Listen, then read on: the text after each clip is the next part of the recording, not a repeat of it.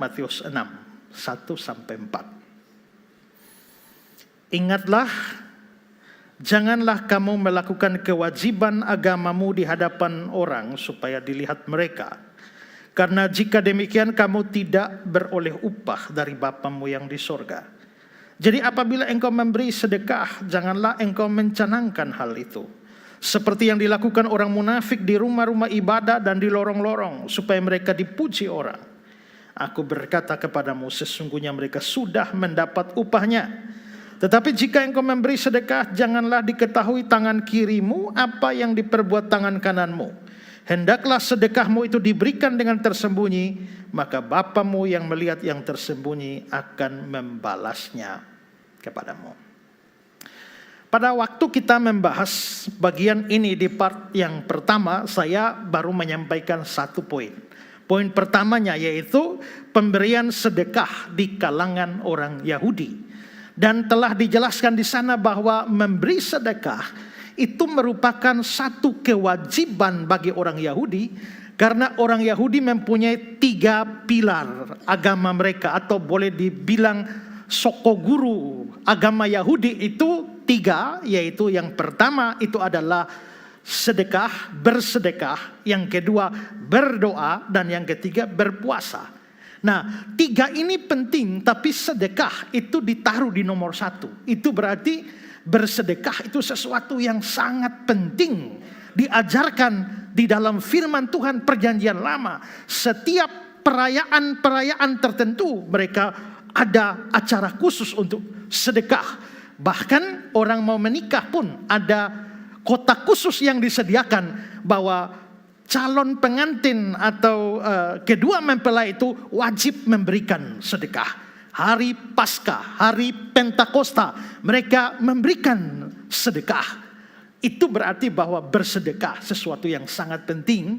Dan itu mengajar kita juga bahwa dalam hidup ini kita juga banyak belajar bersedekah. Karena seperti sudah dijelaskan, di dalam apa yang menjadi panen orang Yahudi di ladang mereka, ada sisa yang harus diberikan atau ditinggalkan bagi orang miskin, yatim piatu, janda, dan orang asing. Dan itu mengajar kita juga bahwa di dalam setiap penghasilan yang kita dapat, ada bagian orang susah, orang miskin, orang sengsara di sana. Itu bukan milik kita. Pada waktu kita tidak memberi, kita mencuri apa yang menjadi hak mereka. Ya, itu kita sudah bahas di dalam part 1 atau poin yang pertama. Sekarang saya akan masuk pada poin kita yang kedua, yakni ajaran Yesus terkait dengan pemberian sedekah. Nah, kalau kita cermati teks bacaan kita ini, maka Yesus tidak menolak praktek pemberian sedekah. Asumsi kita adalah dia setuju dengan praktek itu dan menganggap bahwa praktek itu memang penting. Tapi di samping itu, Yesus juga membuat sebuah pengajaran yang lain yang akan kita bahas. Nah, apa yang Yesus ajarkan di dalam ajaran tentang sedekah ini? Pertama adalah sedekah tidak boleh diberikan dengan cara atau tujuan pamer. Ya. Perhatikan ayat 2. Jadi apabila engkau memberi sedekah, jangan engkau mencanangkan hal itu. Seperti yang dilakukan orang munafik di rumah-rumah ibadah dan di lorong-lorong, supaya mereka dipuji orang. Maka di sini soal cara dan soal motivasi, soal tujuan. Memberi sedekah itu penting. Tapi yang tidak kalah pentingnya adalah bagaimana cara kamu memberi, atau apa motivasimu, apa tujuanmu di dalam berbuat baik bagi orang-orang miskin, orang-orang susah. Yesus mengatakan pemberian sedekah tidak boleh dengan cara memamerkan itu pada orang lain untuk mendapatkan pujian dari orang lain. Ya. Tapi sebelum Yesus berbicara khusus sedekah, dia berbicara tentang sesuatu yang lebih luas. Di ayat 1. Perhatikan. Ingatlah, janganlah kamu melakukan kewajiban agamamu di hadapan orang supaya dilihat mereka. Sedekah itu bagian yang lebih kecil. Tapi Yesus bicara dalam skop yang lebih besar. Kewajiban agamamu berarti tidak sebatas sedekah. Semua kewajiban agama itu tidak boleh dilakukan dengan tujuan pamer. Nah, saudara-saudara, dalam ayat ini, ingatlah janganlah kamu melakukan kewajiban agamamu supaya dilihat orang. Ini dua kata penting di sini. Pertama, itu adalah kewajiban agamamu. Nah, kata-kata kewajiban agama ini di dalam bahasa aslinya dikaiosune. Kalau saudara lihat teks aslinya, di situ ada dikaiosune yang di dalam bahasa Inggris diterjemahkan righteousness, yang terjemahan harfiahnya adalah kebenaran. Jadi mestinya adalah ingatlah jangan kamu melakukan kebenaranmu atau kebenaran agamamu. Lalu kata yang kedua itu adalah kata supaya dilihat. Supaya dilihat orang. Kata supaya dilihat ini bahasa Yunaninya adalah theatenai. Lihat, ada theatenai. Nah, theatenai itu yang akar katanya sama dengan teater. Apa itu teater? Bioskop, panggung sandiwara. Ya, artinya to be seen, untuk dilihat. Nah, kalau begitu apa arti seluruh ayat atau kata-kata dalam ayat 1 itu? Janganlah kamu melakukan kebenaran agamamu supaya dilihat orang. Atau dengan kata lain, janganlah melakukan kebenaran agama dengan tujuan pamer. Janganlah melakukan atau menjadikan dunia ini sebagai panggung teater untuk semua kebaikan-kebaikan dan kebenaran-kebenaran kamu. Dunia ini panggung sandiwara. Jangan jadikan dunia ini panggung sandiwara supaya orang melihat kebaikan-kebaikanmu, melihat kebenaran-kebenaran agamamu. Jangan. Tapi apakah ini tidak bertentangan dengan khotbah Yesus yang lain? Di dalam Matius 5 ayat 16. Demikianlah hendaknya terangmu bercahaya di depan orang, supaya mereka melihat perbuatanmu yang baik dan memuliakan Bapamu yang di sorga. Apakah tidak bertentangan? Yang satu bilang jangan dilihat orang, yang satu berkata supaya mereka melihat. Apakah bertentangan? Tentu tidak. Karena Matius 6 ayat 1, jangan kamu melakukan kebenaran agamamu supaya dilihat orang. Tujuannya dilihat itu adalah untuk mendatangkan pujian. Tapi di Matius 5 ayat 16, supaya mereka melihat perbuatanmu dan memuliakan Bapamu di sorga. Jadi soal motivasi. Tidak soal kalau itu dilihat. Tetapi tidak dengan tujuan dilihat dan tujuan mendapatkan pujian. Saya tidak boleh melakukan kewajiban agama saya untuk diketahui oleh orang. Saya tidak boleh menjadikan kewajiban saya untuk dilihat oleh orang, diketahui oleh orang. Tapi misalnya, bagaimana kalau seorang ayah, dia mau menceritakan kebaikan dia kepada orang miskin misalnya, bukan supaya dia dipuji oleh anaknya, tapi supaya anaknya melihat teladan. Berarti tidak apa-apa. Karena tujuan cerita bukan supaya dipuji, tapi supaya menjadikan teladan. Kalau saya berkhotbah misalnya lalu saya bersaksi, saudara-saudara, pernah ada orang miskin yang sudah hampir mati, lalu saya tolong dia. Kalau saya cerita itu supaya jemaat memuji saya salah. Tapi kalau saya cerita itu untuk mendorong dan memberi contoh tentang perbuatan baik, itu bukankah untuk kemuliaan Tuhan? Jadi apa yang Yesus katakan dalam Matius 6 ayat 1, dengan Matius 5 ayat 16 itu tidak bertentangan. Tergantung motivasinya untuk dipuji orang atau untuk membawa kemuliaan bagi nama Tuhan. Wycliffe Bible Commentary berkata, sekalipun kita diperintah untuk memancarkan terang, perbuatan-perbuatan kebenaran tidak boleh dilakukan untuk memuliakan diri atau supaya dilihat orang. Itu semua berlaku untuk semua kewajiban agama, apa saja. Nah, lalu Yesus selanjutnya mulai berikan contoh. Tadi kan dia bicara kewajiban agama, kebenaran agama yang tidak boleh dilakukan dengan tujuan pamer. Dia lalu berikan contoh.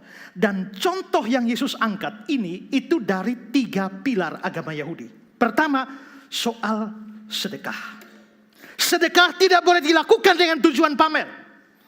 Nanti kita bahas itu lebih dalam. Yang kedua, dalam hal berdoa. Dalam hal berdoa juga tidak boleh dilakukan demi tujuan pamer. Matius 6, 5 dan 6. Dan apabila kamu berdoa, janganlah berdoa seperti orang munafik. Mereka suka mengucapkan doanya dengan berdiri dalam rumah ibadah dan pada tikungan-tikungan jalan raya supaya mereka dilihat orang. Aku berkata kepadamu, sesungguhnya mereka sudah mendapat upahnya. Tapi jika engkau berdoa, masuk ke dalam kamarmu, tutup pintu, berdoa pada Bapamu yang di tempat tersembunyi. Bapamu yang melihat di tersembunyi akan membalasnya kepadamu. Jadi rupanya dalam hal berdoa pun ada orang yang motivasinya salah. Dikatakan mereka berdiri di rumah ibadah dan di tikungan-tikungan jalan raya. Karena orang kita kalau orang Kristen tidak ada jam berdoa kan. Mau berdoa kapan saja kan terserah. Tapi orang Yahudi itu ada jam doa. Pagi tidak boleh lewat dari jam 9. Jadi kalau kau tidur bangun jam 10 sudah lari lewat jamnya. Malam tidak boleh lewat dari jam 9. Nah rupanya karena ada orang sudah lihat, aduh ini mau jam 9 pagi. Jam 8.30 dia segera mandi. Lalu pura-pura jalan. Tiba-tiba aduh jam 9 berdoa. Jadi mestinya dia bisa berdoa di rumah. Dia tunggu waktu mepet. Sengaja keluar supaya pas jam berdoa. Berarti dia melakukan dengan tujuan pamer. Supaya dilihat. Contoh ketiga. Dalam hal puasa. Kalau kita orang Kristen kan tidak wajib puasa ya. Mau puasa pilihan. Ya. Tidak puasa juga tidak. Orang tidak menjadi berdosa karena tidak puasa. Ya. Tapi kalau mau puasa silahkan. Jarang kita puasa karena urusan rohani ya. Kebanyakan puasa karena mau diet. Ya. Tapi ada orang yang puasa tujuannya pamer. Ayat 16. Dan apabila kamu berpuasa jangan muram mukamu seperti orang munafik. Mereka mengubah air mukanya supaya orang melihat bahwa mereka sedang berpuasa. Aku berkata kepadamu mereka sudah dapat upah. Tapi apabila engkau berpuasa, minyakilah kepalamu, cucilah mukamu supaya jangan dilihat orang engkau sedang puasa. Melainkan hanya Bapa yang ada di tempat tersembunyi. Bapamu akan melihat yang tersembunyi dan membalas padamu. Aduh, kenapa puasa? Wah, itu tujuan pamer. Jadi inti khotbah Yesus ini adalah jangan melakukan apapun kewajiban agamamu dengan tujuan dilihat orang. Barclay bilang begini, setiap orang bisa memberikan sedekah. Yang tujuan utamanya bukan untuk menolong orang yang menerima. Tapi untuk memamerkan kemurahan hatinya. Untuk menikmati rasa terima kasih dan pujian orang lain. Setiap orang bisa menaikkan doa. Tapi bukan utama ditujukan pada Allah. Melainkan sesamanya. Jadi berdoa tapi tujukan pada sesama. Kok bisa berdoa tujukan pada sesama? Bisa. Karena ngomongnya pura-pura Bapa di surga tapi pakai sindir orang. Ya kan? Bapa di surga, engkau tahu bahwa kami hidup dalam keadaan susah. Jamahlah hati bos kami supaya menaikkan gaji kami. Tujuan doa gimana? Ya kan? Padahal Bapa di surga tapi tujuannya lain. Kata-kata vertikal, tujuannya horizontal. Ada orang yang berdoa tapi tujuannya untuk tegur orang. Tuhan, tolonglah para majelis kami supaya datang tepat waktu. Kalau dia masuk kamar, dia berdoa sendiri begitu tidak apa-apa. Tapi kalau tujuan hatinya sambil doa, sambil sindir.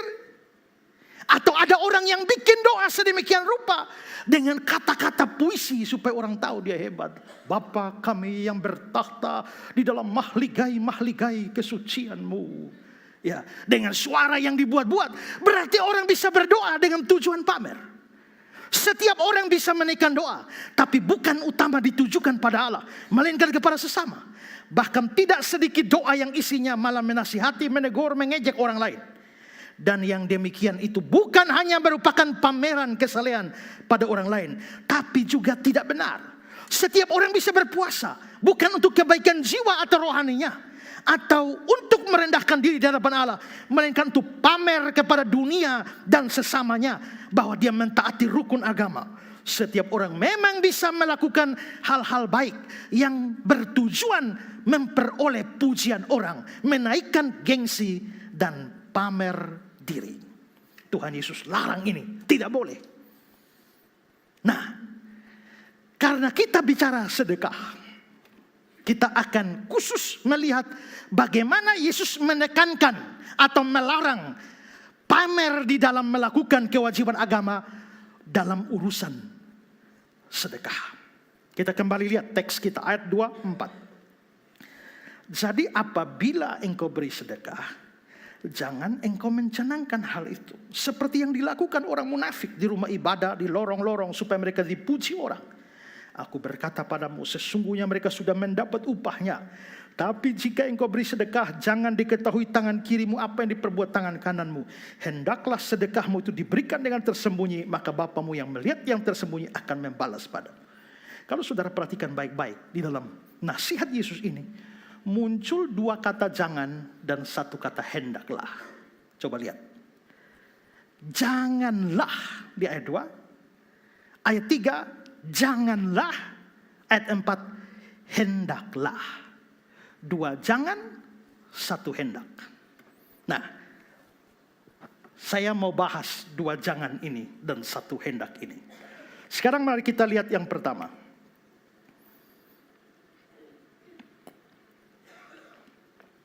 Janganlah mencanangkan hal itu. Ayat 2 ya.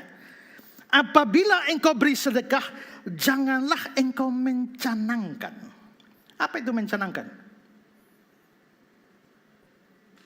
Kata dasarnya canang. Apa itu canang? Itu alat yang dipukul untuk menghasilkan bunyi. Kita lihat 1 Korintus 13 ayat 1 ya. Sekalipun aku dapat berkata-kata dalam semua bahasa manusia, bahasa malaikat, tapi aku tidak punya kasih, aku sama dengan gong yang berkumandang dan canang yang gemerincing. Ini kalau saudara lihat ini gambar canang. Ya. Ini gambar canang yang dipakai mirip gong lah. Dengan kata lain, kalau kamu bikin sedekah, kamu jangan kayak orang pukul gong. Sehingga RT 12 sampai RT 17 ya mendengar semuanya. Jangan.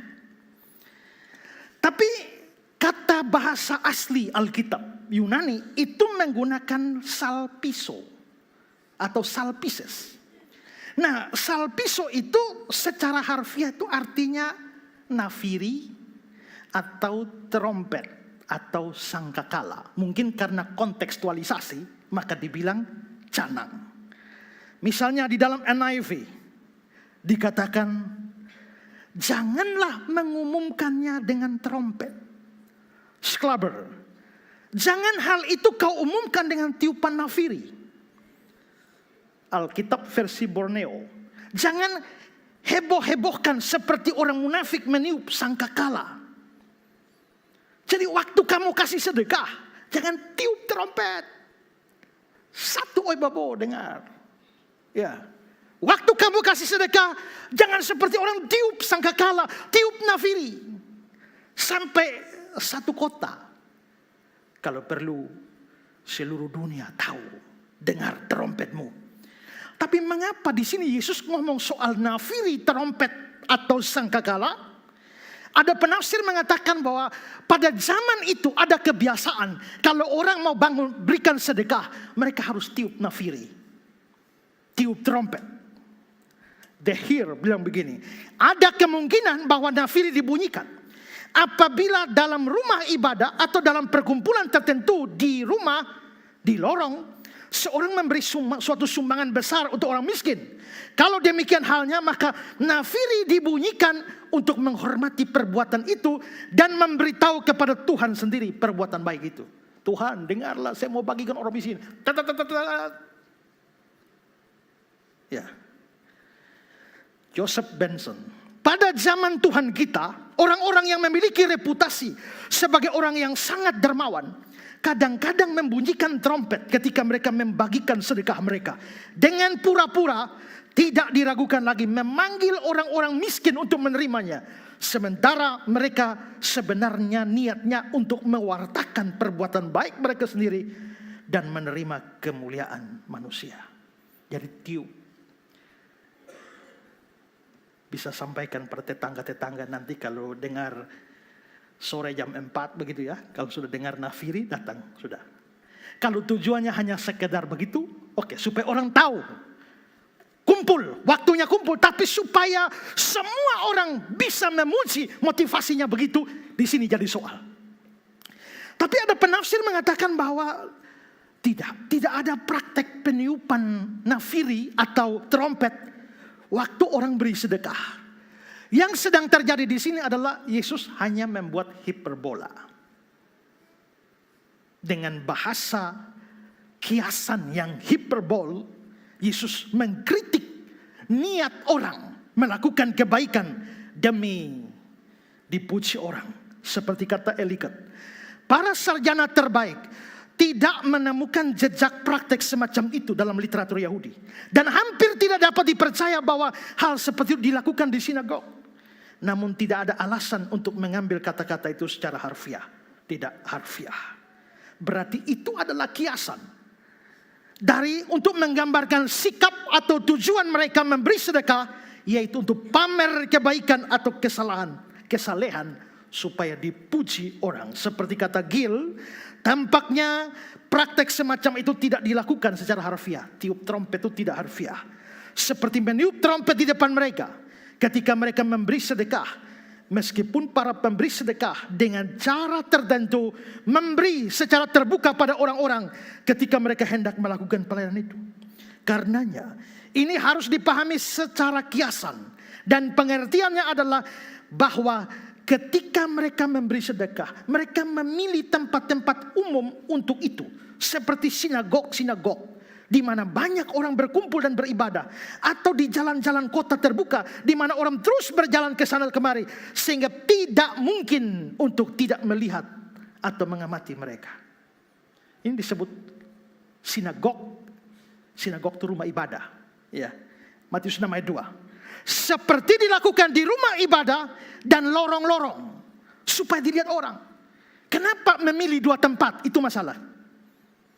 Seperti Leon Morris bilang, rumah ibadah atau sinagog merupakan tempat publik. Banyak orang di situ. Dan kemurahan hati yang dilakukan di sana jelas akan diperhatikan. Demikian pula lorong-lorong merujuk kepada jalan atau jalur sempit. Di jalan seperti itu, seseorang akan berdiri berdekatan dengan orang lain. Dia tidak bisa memberi tanpa diketahui. Jadi cari lorong sempit baru bagi-bagi. Kan tidak mungkin orang tidak lihat. Pasti lihat. Jadi itu disengaja.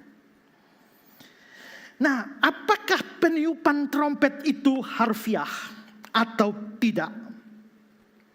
Ya, itu tidak jadi soal. Yang penting intinya adalah jangan melakukan kebaikan, tolong orang miskin, tolong orang susah, bersedekah dengan niat hati pamer. Tidak boleh. Dalam terjemahan lama, Matius 6 ayat 2, sebab itu apabila engkau memberi sedekah, jangan engkau memasyurkan hal itu di mana-mana. Terjemahan Indonesia sehari-hari, jangan menggembar-gemborkan hal itu. Karena banyak orang bikin kebaikan lalu memasyurkannya. Mungkin sekarang tidak pakai trompet, tapi apa? Pakai status, pakai story, dan segala macam. Ini bukan berarti bikin status, bikin story salah ya. Motivasi. Kalau memang tujuannya, itu sama juga ya. Kalau saya publikasikan, saya mau khotbah di sana, khotbah di sini, khotbah di sana. Tujuannya apa? Kalau tujuannya supaya orang bilang, wih hebat ya. Maka itu dosa. Tapi kalau tujuannya hanya memberitahu orang supaya orang datang, itu motivasinya, ya tidak salah.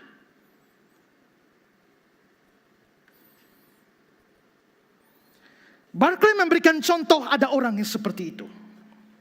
Di Timur Tengah kuno, terdapat juga kebiasaan, khususnya pada musim kemarau, di mana banyak orang membeli air untuk minum. Dalam musim seperti itu banyak orang yang ingin memberikan sedekah berupa air minum. Namun tidak sedikit juga orang yang memanfaatkan kesempatan itu untuk mencari pujian dan keuntungan bagi diri sendiri.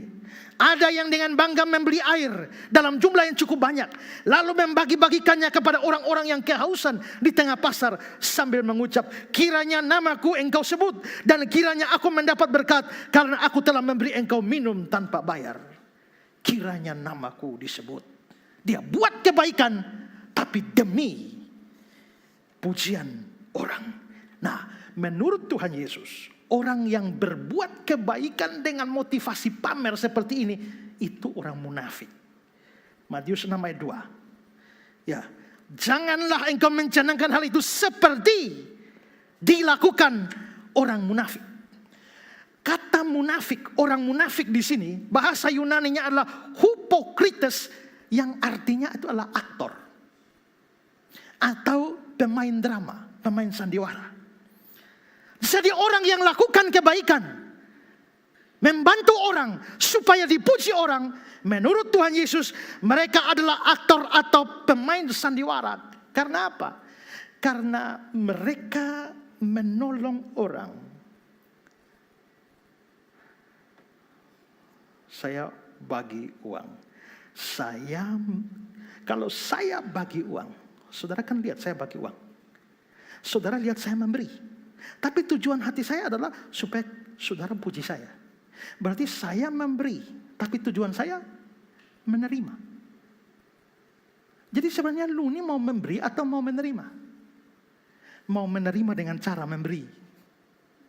Ya. Disitulah letak kemunafikanmu. Kamu bertindak seperti pemain sandiwara.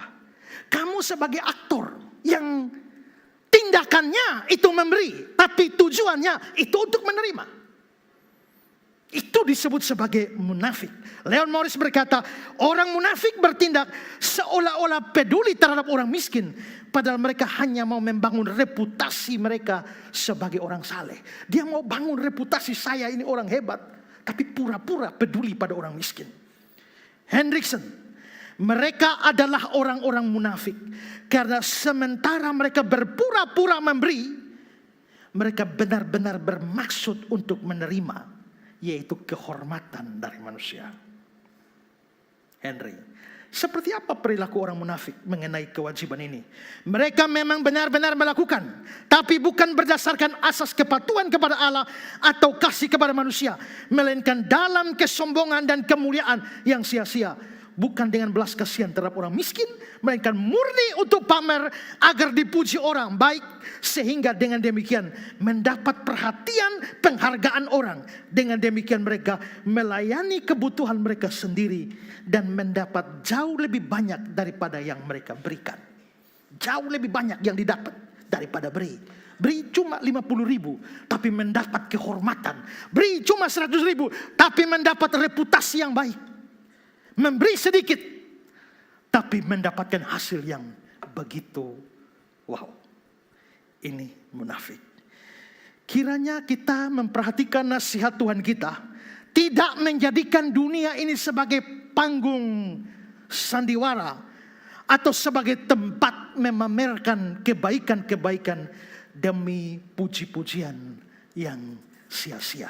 John Stott bilang, adalah mungkin untuk mengubah tindakan belas kasihan menjadi tindakan kesombongan. Sehingga motif utama kita dalam memberi bukanlah keuntungan orang yang menerima hadiah, tapi keuntungan kita sendiri yang memberikannya. Altruisme telah digantikan oleh egoisme yang terdistorsi. Atau seperti kata John Gill, Zanai melihat seorang memberikan sepotong uang kepada orang miskin di depan umum. Dan dia berkata kepadanya, akan lebih baik jika engkau tidak memberinya apa-apa daripada memberi dengan cara begitu. Lebih baik kamu tidak kasih sedekah daripada kamu kasih sedekah tapi mau pamer. Ya, itu jangan yang pertama. Sekarang yang kedua.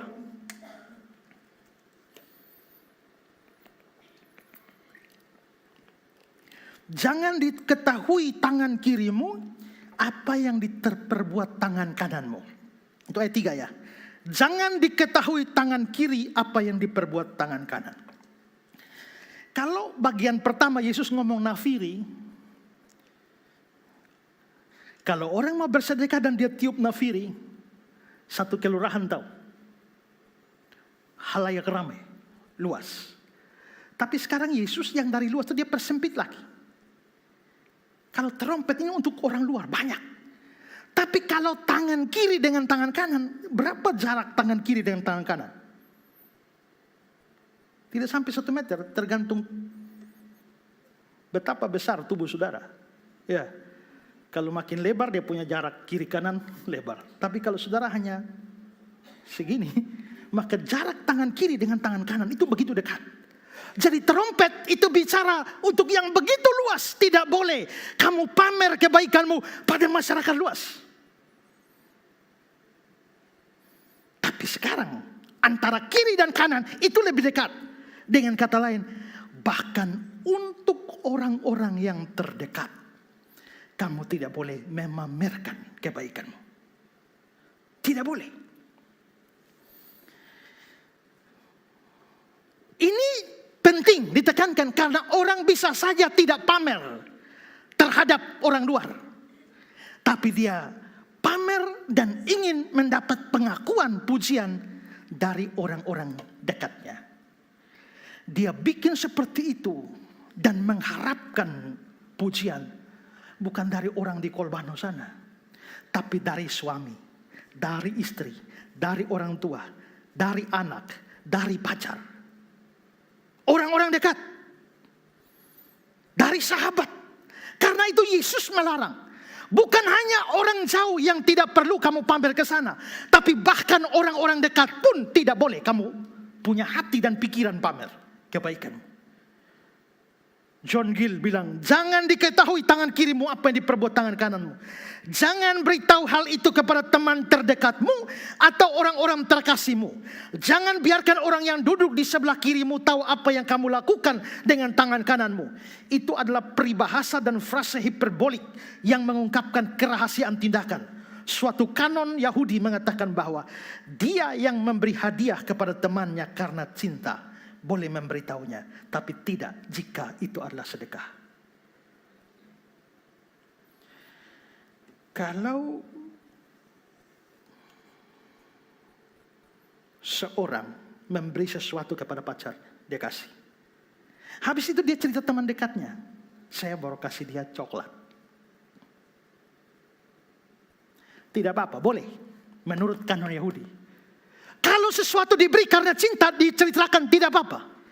Tapi kalau itu sedekah tidak boleh. Ini orang mau mati kelaparan. Yang saya ada cuma coklat, saya kasih coklat dia tidak mau jadi mati. Lalu saya ceritakan kepada orang lain. Dengan tujuan supaya saya dipuji. Sekalipun yang saya ceritakan itu adalah orang dekat saya. Tidak boleh. Tapi mungkin ini bisa berarti lebih dekat lagi. Trompet luas. Tangan kiri ke tangan kanan itu berarti dekat. Tapi ingat, yang Yesus bicara ini bukan janganlah ya diketahui tangan kananmu. Janganlah diketahui tangan kiri tetanggamu apa yang dibuat tangan kananmu. Bukan. Tangan kiri dan tangan kanan ini itu adalah tangan kiri dan tangan kanan diri sendiri. Bukan tangan kanan saya dan tangan kiri tetangga. Tidak. Ini tangan kiri saya, tangan kanan saya. Berarti dua ilustrasi, tangan kiri, tangan kanan. Itu diri saya sendiri. Berarti jangan perbuatan baikmu kamu umumkan dengan trompet kepada orang luas. Jangan juga orang dekatmu. Tapi bahkan jangan juga dirimu sendiri. Jangan beritahu dirimu sendiri apa yang kau buat demi mendapatkan pujian. Tapi mungkin saudara bertanya, bagaimana memberitahu diri sendiri? Ini semacam ungkapan orang bicara untuk diri. Kalau dalam Lukas 12 ayat 19 orang bisa bicara pada diri sendiri. Sesudah itu aku berkata kepada jiwaku, jiwaku ada padamu banyak barang, tertimbun bertahun-tahun lamanya, istirahatlah, makanlah, minumlah, senang-senanglah. Orang bisa bicara pada diri sendiri. Maka dalam hal perbuatan baik, saya bisa bersedekah dan berbuat baik pada orang lain. Tapi habis itu saya bicara itu pada diri saya sendiri. Demi kebanggaan saya. Ya, saya kutip kata-kata Pak Budi Asali. Pamer terhadap diri sendiri bisa dilakukan dengan mengingat-ingat kebaikan yang pernah dilakukan. Lalu memuji diri sendiri dan sebagainya. Jadi dia ingat perbuatan baiknya. Dia memuji diri sendiri.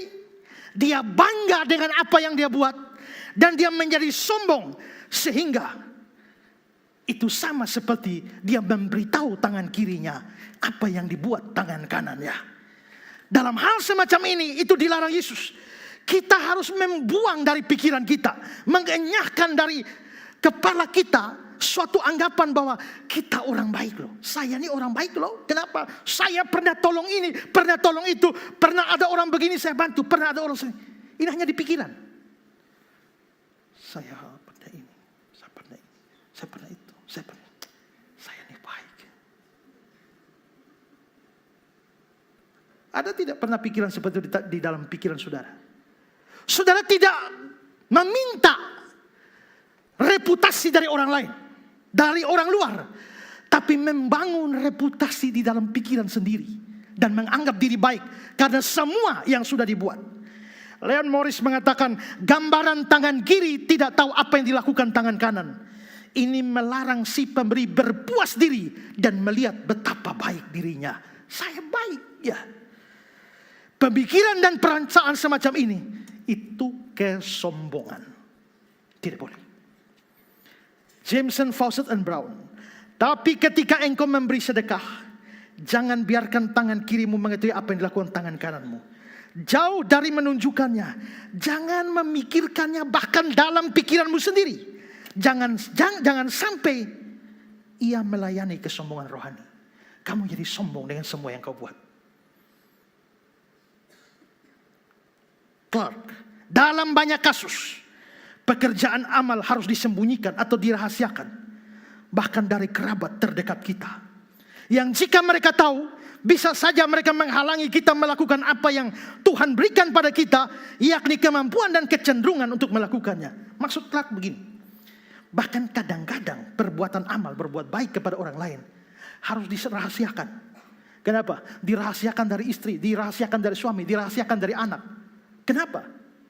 Karena bisa jadi istri atau suami atau anak itu tidak punya pikiran yang sama dengan kamu. Kamu betapa penting peduli orang miskin mengasihi. Kamu mau memberi.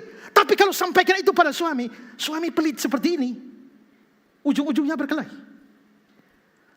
Mau bikin acara untuk orang miskin, mau sumbang orang miskin panti asuhan, kalau kasih tahu anak, dia pasti protes. Diam, kasih. Maksud Clark seperti itu. Kadang-kadang perbuatan amal itu harus dirahasiakan. Bahkan mungkin terhadap suami atau istri. Kecuali kamu dengan istri, sehati, sejiwa, sepikiran, seia, sekata, setujuan, dan se yang lain. Kalau itu, mari senang bersama-sama. Bersama-sama dengan pasangan melakukan ini pada orang miskin, pada itu. Tapi kalau ternyata tidak, menurut Clark kadang perlu disembunyikan. Tapi Clark melanjutkan, ya, kita harus melangkah lebih jauh lagi. dan menyembunyikan sejauh mungkin dari siapa? Dari diri kita sendiri. Dengan tidak memikirkannya atau memandangnya dengan puas. Sedekah diberikan pada Tuhan. Sedekah diberikan kepada Tuhan dan harus disembunyikan di dalam Dia. Oke. Waktu saudara bikin acara untuk orang miskin misalnya, ada syuting tidak? Untuk dokumentasi. Ada kan? Ada foto? Ada. Kamu tidak naikkan status, tidak naikkan story, hanya simpan di HP-mu. Malam sebelum tidur, kamu buka-buka. Wih, ternyata gua nih hebat ya. Wih, kok bisa ya? Awi. Ternyata beta keluarkan 20 juta. Awi. Wih, betanya orang baik ya. Kamu sedang pamer kebaikan pada dirimu sendiri. Dan merasa kamu cukup baik. Merasa kamu orang hebat. Merasa kamu orang saleh. Dengan seluruh perbuatanmu. Jangan. Trompet jangan. Orang dekat jangan. Tapi ini tangan kiri, tangan kanan milikmu sendiri. Untuk pamer pada diri dan rasa bangga dan sombong. Itu pun tidak boleh. Biarkanlah perbuatan baik kita diingat-ingat oleh orang lain. Tapi jangan kamu berusaha mengingatkan orang lain untuk kebaikan. Ya. Awi lu make beta lu son ingat. Waktu lupa anak sakit. Biar bekas tahu kalau ingat. Jangan biarkan. Atau jangan secara sengaja membuat orang lain mengingat kebaikanmu. Biarkanlah kebaikanmu diingat-ingat oleh orang lain. Jangan sekali-kali mengharapkan ingatan orang lain terhadap kebaikan sendiri. Dan jangan pula mengingat-ingat kebaikan diri sendiri di dalam pikiran dan hati sendiri. Jangan. Ketika kita berbuat baik kepada orang lain, biarlah kita lupa akan diri kita dan bahkan kebaikan itu sendiri. John Stott bilang, pemberian Kristen harus ditandai dengan pengorbanan diri sendiri dan melupakan diri sendiri, bukan dengan pemberian selamat kepada diri sendiri. Lupakan diri, bukan habis bikin kebahagiaan. Selamat ya Esra, selamat ya. Mengucapkan selamat untuk diri sendiri. Itu kesombongan. Jika engkau memberi sedekah, jangan diketahui tangan kirimu apa yang diperbuat tangan kananmu. Jikalau kata-kata ini berarti bahwa kita tidak boleh memamerkan kebaikan kita terhadap orang-orang dekat, bahkan diri kita sendiri, maka itu berarti sebagaimana dikatakan Calvin, kita harus puas dengan mempunyai Allah sebagai satu-satunya saksi. Biarlah Allah yang menyaksikan apa yang kau buat. Biarlah Allah yang menjadi satu-satunya saksi yang melihat kebaikan hatimu. Sekali lagi, ini tidak salah. Ini urusan motivasi. Bagaimana dengan kita? Apakah kita sudah cukup puas kalau Allah menjadi satu-satunya saksi setiap kebaikan kita? 2 kata jangan, sekarang 1 kata hendaklah. Yang ketiga, hendaklah diberikan dengan tersembunyi. Ayat 4. Hendaklah sedekahmu itu diberikan dengan tersembunyi. Ini tidak boleh dimutlakan. Sehingga ini tidak berarti bahwa kalau mau kasih orang miskin, tunggu semua orang tidur dulu. Jam 12 malam baru kita pergi kasih. Tidak. Ya. Ini sama hal dengan berdoa. Di dalam hal berdoa, Matius 6 ayat 6. Jika engkau berdoa, masuk ke dalam kamarmu, tutup pintu dan berdoa. Masuk kamar, tutup pintu dan berdoa. Kalau acara KKR bagaimana? Di lapangan. Mau doa bagaimana? Masuk kamar lagi. Tentu tidak dimudahkan. Di sini persoalannya adalah supaya kamu dipuji orang. Itu utamanya. Jadi kalau kamu berdoa di muka umum, misalnya di panggung KKR, tapi tidak dengan tujuan supaya dipuji orang, itu tidak apa-apa. Memberi sedekah juga begitu. Waktu kamu memberi sedekah, kalau dilihat orang juga tidak apa-apa.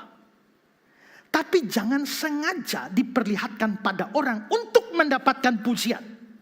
Itu intinya, jadi motivasinya.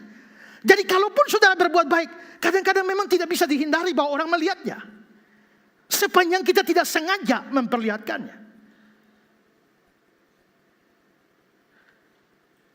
Sekarang kita tidak bisa berbuat kebaikan, lalu setelah itu membuat laporan kepada orang lain tentang kebaikan kita. Ya, tapi bagaimana kalau itu acara gereja? Komisi diakonia bikin acara. Lalu lapor tidak? Lapor. Kalau tidak kita tahu dari mana lu betul-betul lakukan ini acara.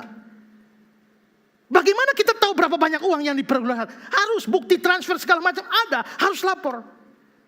Berarti kadang-kadang memang perbuatan baik yang kita lakukan memang tidak bisa dihindari dari diketahui orang. Tapi sepanjang motivasi kita memang bukan bermaksud pamer, mendapatkan pujian, itu tidak salah. Matthew Henry bilang, ini bukan berarti orang dilarang memberi sedekah ketika orang melihat kita. Kita boleh saja melakukannya, namun jangan dengan maksud supaya dilihat orang. Nah, dengan dua kata jangan dan satu kata hendaklah, Tuhan kita mengajar kita dalam melakukan kewajiban agama kita, termasuk dalam hal memberi sedekah. Kita harus betul-betul jaga hati kita, jaga pikiran kita. Jangan tujuan pamer, jangan untuk menghargai diri sendiri atau berbangga diri sendiri. Tuhan benci orang seperti itu. Itulah sebabnya dia kecam orang-orang ahli Taurat yang bikin apa-apa. Selalu tujuannya satu, supaya diakui orang. Maka dia kritik ahli Taurat, Matius 23. Ayat 5-7. Semua pekerjaan yang mereka lakukan hanya dimaksud untuk dilihat orang. Mereka memakai tali sembayang yang lebar dan jubah yang panjang. Mereka suka duduk di tempat terhormat dalam perjamuan dan di tempat terdepan di rumah ibadah. Mereka suka menerima penghormatan di pasar dan suka dipanggil rabi. Mereka lakukan semua kewajiban agama mereka supaya dilihat orang. Tuhan tidak mau seperti itu. Clark bilang, kita harus selalu ingat bahwa mata Tuhan tertuju pada kita dan bahwa dia tidak hanya melihat tindakan, tapi dia lihat setiap motivasi yang mengarah padanya. Tuhan tidak hanya lihat tindakan, dia berbuat baik, dia kasih orang miskin, dia bantu panti asuhan, dia bantu ini. Tuhan tidak hanya lihat tindakan, Tuhan lihat motivasinya. Leon Morris, orang percaya harus selalu ingat bahwa di dalam melakukan kewajiban agama, mereka semata-mata melayani Allah. Jika dilakukan untuk menambah reputasi, kewajiban agama tidak lagi bisa dilihat sebagai pelayanan bagi Allah. Karena itu penting bahwa perbuatan baik tidak boleh dilakukan supaya dilihat orang. Kewajiban agama kalau dilakukan untuk menambah reputasi, itu bukan pelayanan pada Allah. Termasuk saya yang berkhotbah. Kalau saya berkhotbah supaya mendapatkan pujian, pengakuan dari saudara-saudara, saya pada dasarnya tidak melayani Allah, melayani diri sendiri. Kalau saya publish khotbah saya, upload khotbah saya, supaya orang melihat khotbah itu dan merasa bahwa ini pengkhotbah hebat, pada dasarnya saya tidak melayani Allah. Kewajiban agama bukan lagi pelayanan pada Allah, kalau itu untuk membangun reputasi diri.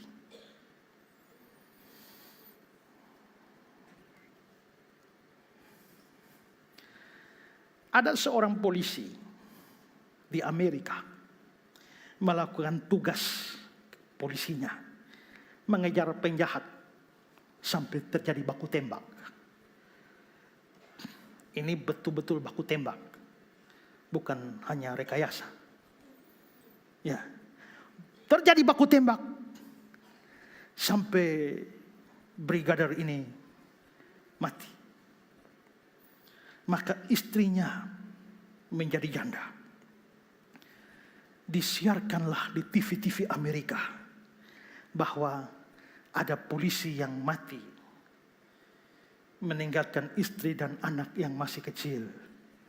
Dan sang istri pun tidak bekerja. Mereka hidup pas-pasan, bukan orang kaya. Disiarkan di televisi. Beberapa hari kemudian, janda polisi itu mendapatkan kiriman bunga di rumahnya, turut berduka cita. Tapi karangan bunga itu tidak datang sendiri, ada temannya. Cek sebesar $20.000 Amerika. Kalau kurs hari ini bisa sampai 296 juta. Lalu ada pesan di sana, kamu akan menerima jumlah yang sama setiap bulan sampai kamu mati. Wow. Pengirim no name.